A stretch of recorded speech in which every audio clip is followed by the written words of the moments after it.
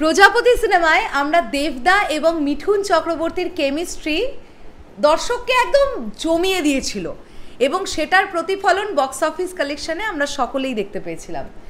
আচ্ছা, ঠিক যেমন বাবা ছেলের কেমিস্ট্রি আমরা প্রজাপতিতে দেখেছিলাম, মা এবং ছেলের কেমিস্ট্রি আড়ি সিনেমায় কেমন ওয়ার্ক করলো। এখানে মা হিসেবে আছেন মৌসুমী চ্যাটার্জি এবং ছেলে হিসেবে ইয়াশ দাশগুপ্তা। কেমন লাগলো তাদের কেমিস্ট্রি, আড়ি কতটা জমাতে পারলো, পুরো বিষয়টা নিয়ে কথা হবে। হ্যালো এভরিওয়ান, আমি পৌশালী চলে এলাম আরও একটা নতুন ভিডিও নিয়ে। আশা করছি তোমরা সকলে খুব ভালো আছো। First of all we are very sorry, আড়ি সিনেমাটা রিভিউ করতে আমাদের অনেক দেরি হয়ে গেছে, কিন্তু সিনেমাটা দেখেছি এবং সিনেমাটা কেমন লাগলো সেই বিষয় নিয়ে কথা থাক।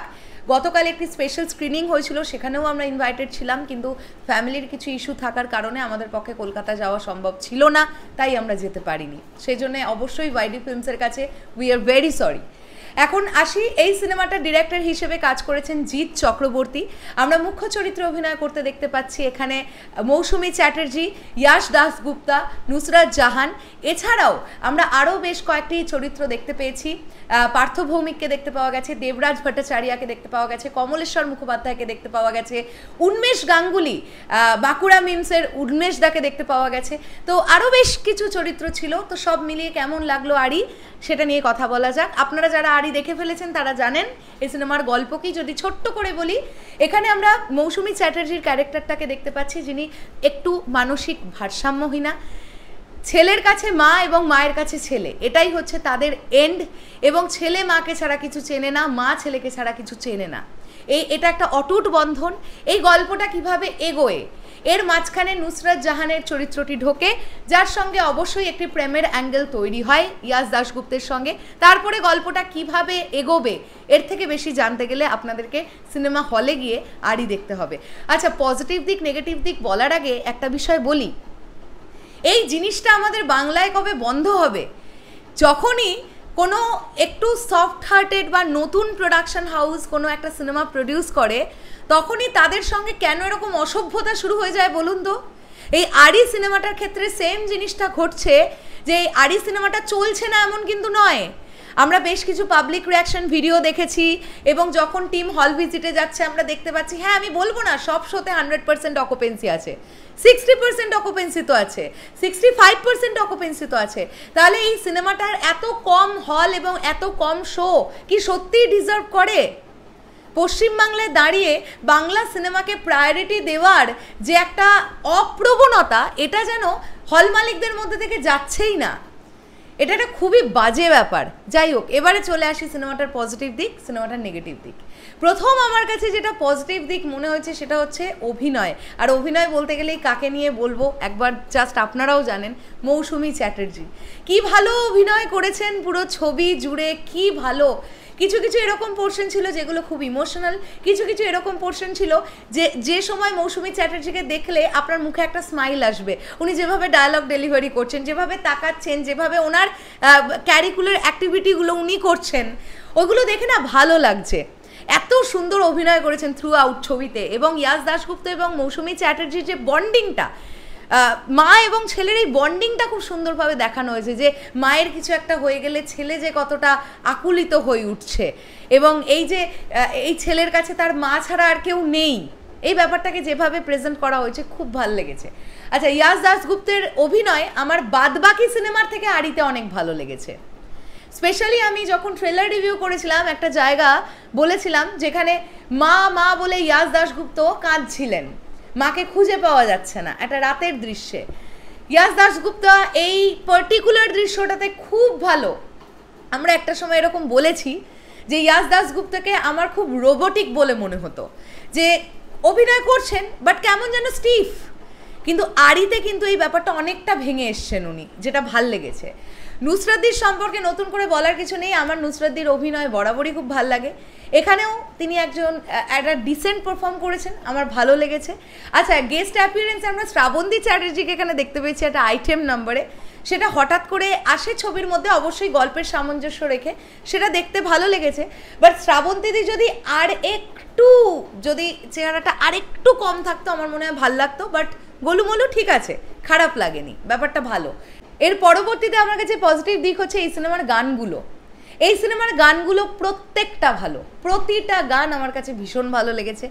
তার পরবর্তী পজিটিভ দিক হচ্ছে ডিরেকশন। জিৎ চক্রবর্তী ডিরেকশন দিয়েছেন, ডিরেকশন দেওয়া খুব ভালো হয়েছে। আচ্ছা, স্ক্রিন প্লে সো ছিল, ঠিকঠাক লেগেছে। কালার গ্রেডিংয়ের কাজ যেমন হয় ন্যাচারালি। দেখো, আরি সিনেমার বাজেট তো অনেক বেশি নয়, কিন্তু সিনেমার বাজেট অনুযায়ী এটা যে ধরনের গল্প বা যেভাবে প্রেজেন্টেশন হয়েছে আমার কাছে ভাল লেগেছে। আমি জানি না কার কাছে কেমন লাগবে, বাট আমাকে তো টাচ করতে পেরেছে। দেখো, একটা জিনিস বিশ্বাস করুন বা নাই করুন, এই ধরনের গল্প ফ্যামিলি অডিয়েন্সকে খুব ভালোভাবে টার্গেট করতে পারে, এটা তো প্রমাণিত বারবার করে। এবং আপনারা এই যে দেখছেন না, যে হলে যে কজন দর্শক যাচ্ছেন, যারাই যাচ্ছেন ম্যাক্সিমাম ফ্যামিলি অডিয়েন্স, আপনারা দেখবেন মানে ফ্যামিলি মেম্বার্সদের খুব ভালো রিলেট করতে পারে এই ধরনের গল্পটা। নেগেটিভ দিক যদি বলি, নেগেটিভ দিক আমার কাছে দু একটা লেগেছে। তার মধ্যে একটা হচ্ছে ইয়াশ দাশগুপ্তের যে ছোটোবেলা, মানে আমরা দেখতে পাচ্ছি যে তিনি একজন বক্সার ছিলেন, খুব ভালো বক্সিং করতেন, তার কম্পিটিটরও ছিল। এবং এই ছবিতে আমরা পার্থ ভৌমিককে যে ভিলেন হিসেবে দেখতে পাচ্ছি, এই ভিলেনের সঙ্গে ইয়াশ দাশগুপ্তের যে একটা ছোটোবেলা থেকেই যে একটা বাজে সম্পর্ক, মানে শত্রুতাপূর্ণ একটা সম্পর্ক, এটার জন্যে ইয়াশ দাশগুপ্ত কতটা ভালো বক্সার ছিল সেটা আরেকটু এস্টাবলিশমেন্টের দরকার ছিল। মানে ইয়াশ দাশগুপ্ত এখন যে কাজটা করেন, আর আগে তার ছোটোবেলার সঙ্গে বড়োবেলাটা খুব একটা রিলেট করতে পারিনি। মানে তার মানে কিন্তু এটা নয় যে দেখানো হয়নি, দেখানো হয়েছে, ওটাকে আরেকটু এলাবোরেট করতে পারলে আমার মনে হয় ভালো লাগতো। হ্যাঁ, আরেকটা নেগেটিভ দিক, লাস্ট নেগেটিভ দিক যেটা লেগেছে, পুরো ছবি জুড়ে নুসরাত জাহানের এত ন্যারেটিভ, এত ন্যারেশন তার, এটা কোথাও গিয়ে একটা মোনোটোনাস বলে মনে হচ্ছিল। হ্যাঁ, আমরা জানি আরি গল্পটা একটি গল্প থেকে অ্যাডাপ্ট করা, এবং নুসরাত জাহানের চরিত্রটা যে ন্যারেটিভ, যে ন্যারেশনটা ছিল, সেটা খুব সম্ভবত সেই লেখিকার, মানে যার অরিজিনাল গল্প থেকে যেটা অ্যাডাপ্টেশন, সেই লেখিকার মানে প্রাসঙ্গিকতায় বা তার থিঙ্কিং লেভেল থেকে এই ন্যারেটিভ পোর্শনটাকে সেট করা হয়েছিল। কিন্তু একটা সময় গিয়ে সেটা খুব মোনোটোনাস লাগছিল, এতটা ন্যারেটিভ পোর্শনের দরকার ছিল না, মাঝে মধ্যে এলো ঠিক আছে। ও, আর একটা নেগেটিভ দিক লেগেছে, সেটা হচ্ছে প্রচুর কোম্পানির জিনিসপত্রের অ্যাড। মানে আমরা জানি যে এখন একটা সিনেমা তৈরি হলে অনেক কোম্পানি অ্যাড দেয়, স্পন্সর করে, তো তারা তো অবশ্যই তাদের অ্যাডটা দেখবে, কিন্তু এত ঘন ঘন বিস্কিটের অ্যাড, কেকের অ্যাড, এত কিছুর অ্যাড, কোথাও গিয়ে একটা সময়ের পর মনে হয়েছিল যে আরি সিনেমাটা কেমন একটা অ্যাডভার্টাইজমেন্ট কেন্দ্রিক ছবি হয়ে গেছে। তো ওটা যদি আরেকটু কমানো যেত আমার মনে হয় ভালো লাগতো। বাট অবশ্যই ওয়াইডি ফিল্মসের জন্য শুভকামনা রইল, তারা ইন ফিউচার আরও ভালো ভালো কাজ আনুক আমাদের জন্য। সেন্টিমেন্টাল এবং আরি দুটোই তাদের প্রোডাকশন হাউসের ছবি, যদি একটু এগিয়ে রাখতে বলা হয় আমি আরিকে একটু বেশি এগিয়ে রাখবো। আরি আমার ভাল লেগেছে, বেশ ভাল লেগেছে। তবে হ্যাঁ, আর একটা কথাও বলতে হবে, সেন্টিমেন্টালে একজনের পারফরমেন্সকে আমি এগিয়ে রাখবো, আর আরিতেও একজনের পারফরমেন্স বলবো, যারা দুজনেই ভিলেন করেছিলেন। সেন্টিমেন্টালে শ্যাম ভট্টাচার্য প্রমিসিং ভিলেন ক্যারেক্টার করেছিলেন, যিনি বরবাদেও জিল্লুর ক্যারেক্টারটা করেছেন। আর আরিতে দেবরাজ ভট্টাচার্য, স্পেসিফিক একটা সিকোয়েন্স আছে, আমি স্পয়লার দিতে চাইছি না, ছবিটা এখন হলে চলছে, তো খুব ভালো ভিলেন ক্যারেক্টার এই দুটো সিনেমায়। মানে সেন্টিমেন্টালের থেকে আমি আরিকে যদি এগিয়েও রাখি, গল্পের দিক থেকে আমি এগিয়ে রাখছি, বাট দুটো সিনেমার এই ভিলেন দুজন তুখর পারফরমেন্স দিয়েছেন। শেষ করলাম ভিডিওটা, আসছি আবার খুব শিগগিরই, তাহলে এখনের জন্যে টাটা।